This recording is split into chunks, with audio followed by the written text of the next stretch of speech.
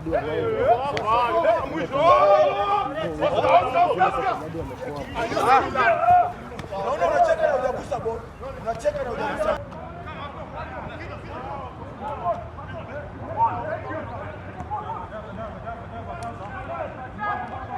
regroup here, and plus our technical team had been to South Africa, so to got a better place with new structures, yeah.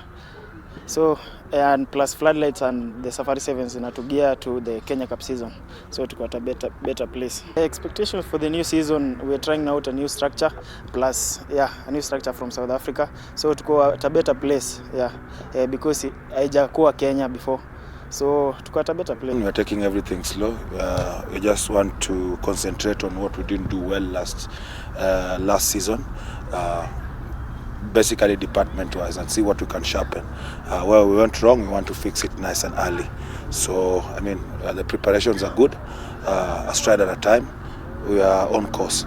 There are different ways of doing things. I mean, a different way of skin and cut. So I mean, we went and learned. There are a few things, and we want to implement them nice and early, so that we can get the detail in the departments in good time.